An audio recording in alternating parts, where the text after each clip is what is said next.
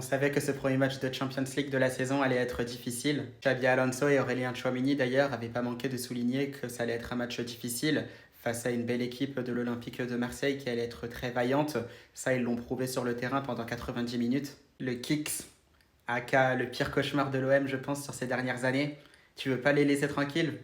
Bah, j'ai pas l'impression parce qu'encore une fois, il a mis un doublé donc face à Marseille sur penalty, même si c'est vrai qu'il aurait peut-être mérité de marquer dans le jeu. Mais dans tous les cas, il aura fait preuve d'efficacité sur les opportunités concrètes qu'il aura eues. Par contre, tonton, non.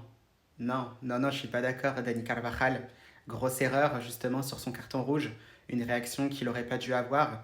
D'autant que c'est vraiment embêtant, c'est vraiment frustrant parce que c'est le plus ancien justement de l'équipe. C'est lui justement qui doit montrer beaucoup de calme à tous ses partenaires, beaucoup de sérénité, tout en sachant qu'on avait l'avantage sur cette équipe de Marseille malgré tout, même si l'OM a fait un très bon match et qu'il y avait des espaces offensivement. Dani Carvajal, dans sa gestion des émotions, aurait dû faire beaucoup mieux. Et ça justement, c'est dommage de prendre des cartons rouges sur des faits de jeu pareils.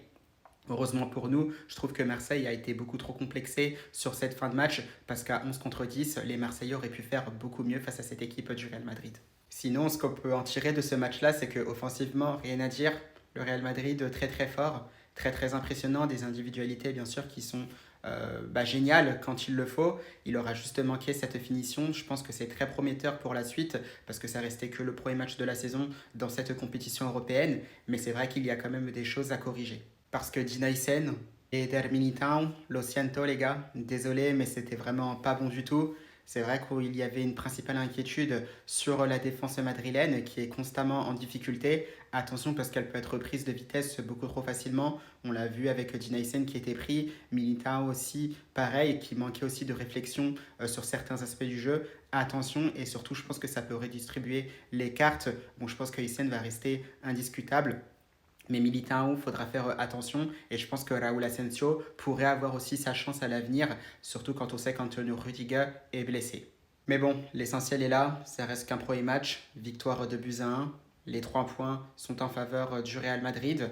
Bien sûr, il faudra continuer à travailler parce qu'il y a pas mal de choses qui ne vont pas encore dans cette équipe du Real Madrid. Mais c'est normal, on ne s'attendait pas à un gros changement du jour au lendemain.